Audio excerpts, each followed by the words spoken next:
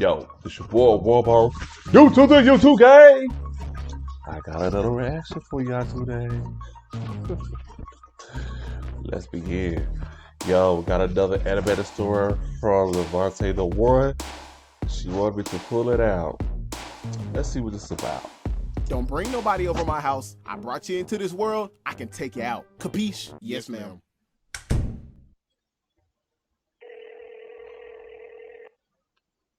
Hello? Nigga, pull up. Growing up, my parents always made it known that I was a good kid. And I agree with them to a certain extent because even though I was a good kid, behind closed doors, I did things that they didn't condone. So as I got older, especially the more they watched my videos, the more they started to see that I was not just a good kid, but a good kid with bad intentions. Let me show you why. So I remember back when I was 18 and there was this period of time that my little sister did gymnastics. And during her time in gymnastics, she had competitions that she would go to and they'd happen on a specific date of the month and would last for about a day. So why is this important to the story? Well, every competition was located in a city far away, which means my parents would be gone for about 2 to 3 days max, leaving their house in the hands of their trusted sons, me and my brother. See, that's where they messed up because they didn't know us well enough to know that we was gonna do something stupid. Back whenever I got the chance to do stupid stuff, I rarely did them. But whenever I did, I didn't go to the fullest extent of my stupidity. Why? Because I was paranoid. I always knew in the back of my mind that what I was doing was gonna come with some consequences. So while in the act of my stupidity, I would think 2 steps ahead of everybody while having fun at the same time, of course. I only made those risky decisions because I knew that they were the perfect opportunities and I didn't want to let them go to waste. And my whole thought process back then was certain opportunities were like windows. You gotta jump through them before they close. But in my case, this wasn't just an opportunity, it was just pure disobedience. How many of y'all, when you at home by yourself as a teenager, did stupid stuff? I did. My brother, though, was the exact opposite because whatever the occasion, he'd go all gas, no brakes. So as soon as my sister told us that she had a competition, we turned into Shisui and Itachi, planned ahead, and didn't tell a soul. So fast forward to the day of, and right before my parents were about to leave, they were like, don't bring nobody over my house. I brought you into this world. I can take you out. Capiche? Yes, ma'am. Who would have heard that line all their life? Really? I brought you to the world, but I'll be the one to take you out. Who have not heard that line growing up? Ma'am.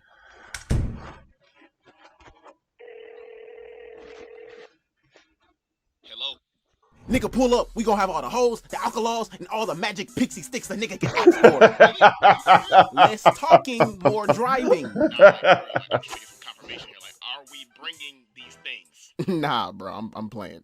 Pull up though. So all my homies pull up later that night, and I made it known to everybody that this ain't gonna be no house party. It's just gonna be us. Cause one, I didn't want nobody to break nothing, or I'd have to break my foot off in their anus. 2, I had a racist neighbor 2 houses down that would not hesitate to file a complaint or call the 5-0. And you got me fricked up if you think I'm finna pull a NWA. It's just gonna be a little bro night. We gonna blast some loud music, play some video games, and eat ungodly amounts of food with some money we most likely don't have. And we just gonna have some fun. So basically a sausage fest. See, and that's the thing. After a good couple of hours of fun, niggas started to really digest the fact that this was the perfect opportunity to bring women. Bro, I had to listen to niggas talking about some, where's the hoes? What my meat with? Where's the weed? But I digress. You see, whenever it was just my OG members at the time and myself hanging out, we knew how to just have fun for a long time without having to add in moment enhancers, you know, like women or drugs or alcohol, you know, nothing crazy, just a vibe. But when that period of time expired, the situation always turned into a double-edged sword whenever we would add in moment enhancers. Let's take one we struggled with the most, being when we brought women. Why? Because a lot of people in our group would change the way they acted when women were around just to impress them, including myself at the time, which I don't do anymore, which that is stupid as for goofies. And this ultimately helped us or hurt us, both in a negative way, because that's what you call being fake. Fellas, be yourself. It's way more attractive to women when you're being yourself than being someone you're not to impress them. And if they don't like you for you, then move on. That's not completely true. But I digress. From the streets did she emerge, and the streets she shall return. Now I gotta throw into the oxygen that me and my brother were feared by almost everybody in the group, and we were even told that to our faces because unlike everybody else that changed the way they acted, he and I mastered the art of the F-boy, which got a lot of females despite not being the most attractive in a lot of people's eyes, mostly because I didn't want a relationship back then. Yes, I was for the streets. Not today, but I was back then. From the streets, I emerged. And the streets I shall not return. Yes, I have standards now. But you feel me? Like, hey, don't let that female track record fool you though. I will sit down and whoop your assets at some Super Smash Bros, sing my anime song to the tip top of my lungs, play my PC and console games until you can see my bones through my fingers, and will still have masculinity and confidence to get women. So that's what we did. A couple of us each called up a girl of our choice because we made the executive decision to have other intentions that night. If you know, you know. And sadly, the only girl that came was the girl I told to slide. But not in the way that I thought she would pull up, because she brought a friend, and this was not just any friend that pulled up with her.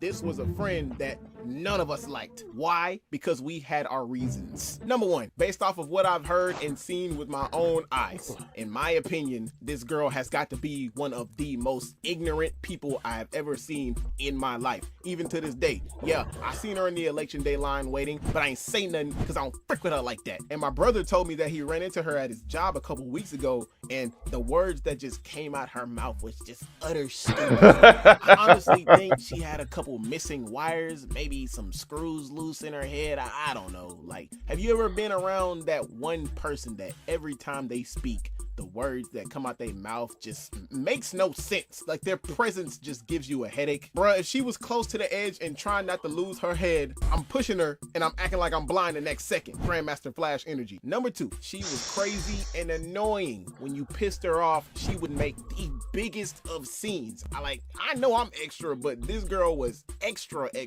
She was the type of person to constantly get you into bad situations, and I ain't want no part of that, especially not in my parents' house, because if she would have broke something or made a huge scene disturbing the neighbors, causing me to get in trouble more than I already was, then hey yo Chris.